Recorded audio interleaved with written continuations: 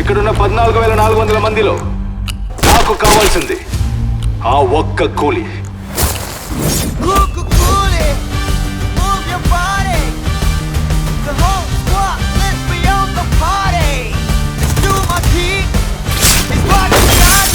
ఈ దేవా గురించి తెలిసి కూడా ఏం సాడతావురా?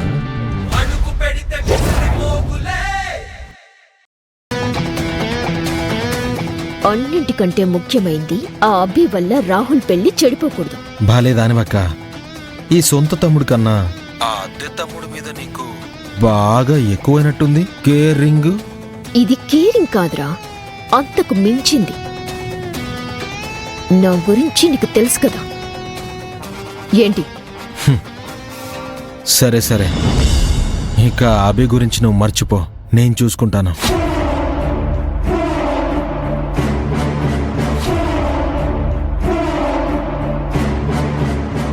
అభి వస్తున్నా.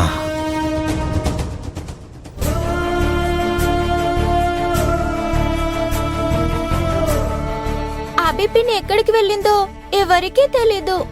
కానీ వెళ్ళేటప్పుడు మాత్రం ఏడ్చుకుంటూ వెళ్ళిపోయింది. మళ్ళీ వస్తుందో రాదో. అభి అసలు ఎలా వెళ్ళిపోయింది? గడువు పూర్తిగా తీరకముందే వెళ్ళిపోవాలనే నిర్ణయానికి ఎలా వచ్చింది? తను చివరి నిమిషం వరకు పోరాడతానని చెప్పింది కదా.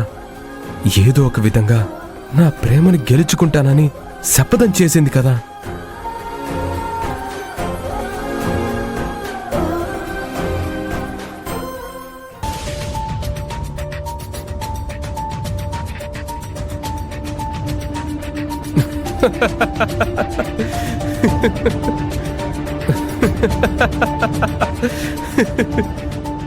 రాహుల్, అభి వెళ్ళిపోతే నువ్వెందుకు అంతలా ఆలోచిస్తున్నావు?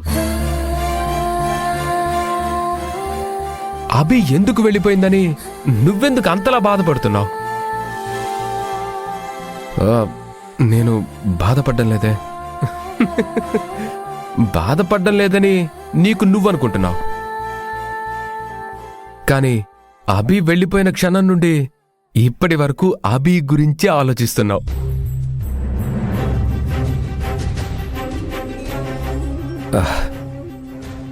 అదేం లేదు, నేను చాలా నార్మల్గా ఆలోచించాను.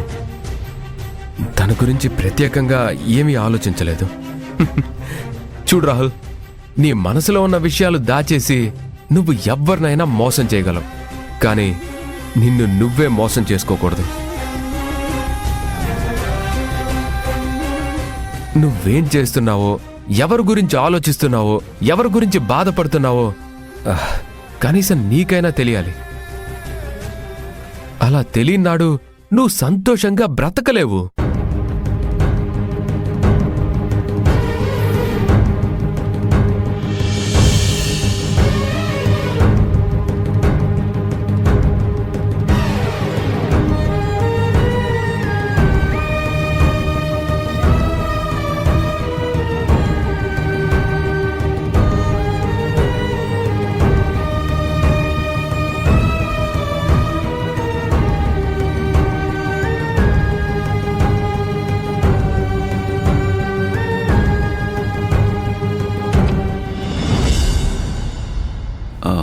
రాహుల్,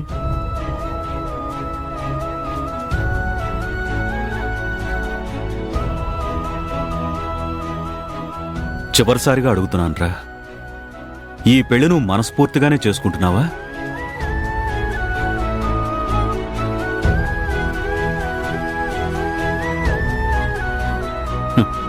నేను అడగగానే నువ్వు సమాధానం చెప్పట్లేదంటే నువ్వు మనస్ఫూర్తిగా ఈ పెళ్లి చేసుకోవడం లేదు, అవునా? అదేం లేదు నాన్న, నేను మనస్ఫూర్తిగానే ఈ పెళ్లి చేసుకుంటున్నాను. సరే, అయితే ఇంకొక ప్రశ్న అడుగుతాను, దానికైనా నువ్వు సమాధానం చెప్పు. నువ్వు నీ ఇష్టప్రకారం ఈ పెళ్లి చేసుకుంటున్నావా, లేదా మీ అమ్మ మాట కాదనకూడదనే ఉద్దేశంతో చేసుకుంటున్నావా?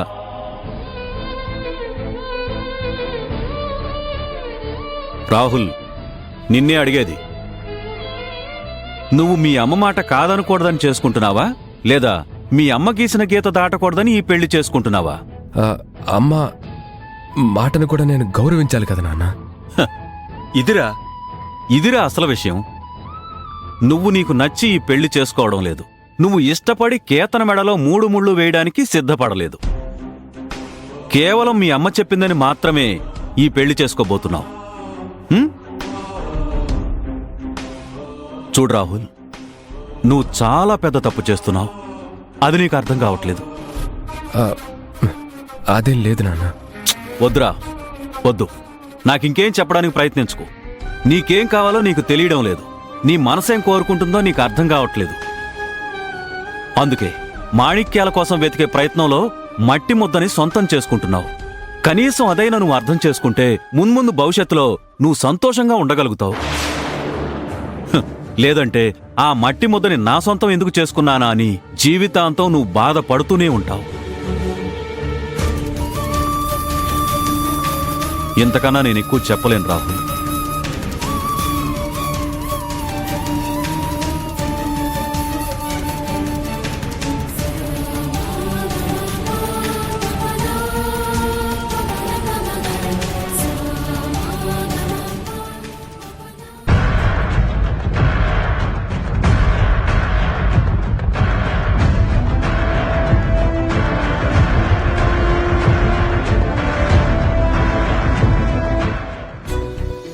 లలిత, ఐరేంద్రి, శ్రీకర్, అందరూ త్వరగా రండి.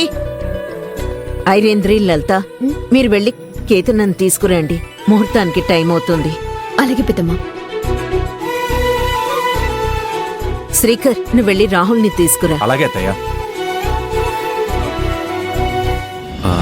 వేద, ఇంకొక్కసారి ఆలోచించు. దేని గురించి ఆలోచించాలి? రాహుల్ కేతన పెళ్లి గురించి. ఏమండి, ఆలోచించడాలు, ఆపై నిర్ణయాలు తీసుకోవడాలు అన్నీ అయిపోయాయి. ఇంకా ఆలోచించడానికి ఏముంది? అది కాదు వేద. ఒక్కసారి తప్పు జరిగిపోతే మళ్ళీ దాన్ని వెనక్కి తీసుకోలేం. మళ్ళీ రాహుల్ బాధపడే పరిస్థితి వస్తే చూస్తూ మనం కూడా తట్టుకోలేం. ఏమండి, ఈ పెళ్లి జరిగితే రాహుల్ ఖచ్చితంగా సంతోషంగా ఉంటాడు. ఆ విషయం నాకు తెలుసు.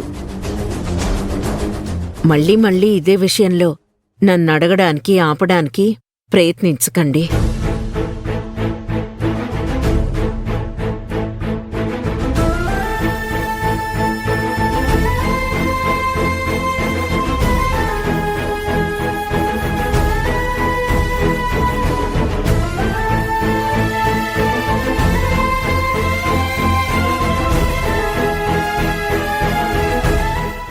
రాజీవ్ కూడా ఉంటే బావుండేది. ముఖ్యమైన ప్రాజెక్ట్ అని ముంబైలో ఉండిపోయాడు. వచ్చిన తర్వాత ఇద్దరి నెత్తి మీద 4 అక్షింతలు చల్లేస్తారులే అత్తయ్య. సరే మరి ఇక బయలుదేరదామా? ఇంతకీ అమ్ము ఏది? అమ్మో, అమ్మో, అమ్మో, ఎక్కడున్నావే?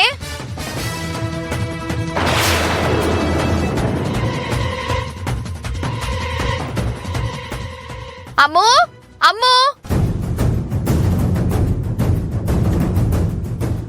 అత్తయ్య, అమ్మో ఎక్కడుందో కనిపించట్లేదు. అయ్యో, అన్ని చోట్ల సరిగ్గా చూసావా అమ్మా? మొత్తం చూశానత్తయ్య. అమ్మో నాకెక్కడ కనిపించలేదు. అయ్యో, కనిపించకపోవడం ఏంటదినా? ఇప్పటి వరకు ఇక్కడే ఉంది కదా. ఇప్పటి వరకు ఇక్కడే ఉంది ఐరేంద్రి. ఇంతలోనే ఎక్కడికెళ్ళిందో అర్థం కావట్లేదు. మళ్ళీ ఇదేం ట్విస్ట్? కాసేపట్లో పెళ్లి పెట్టుకుని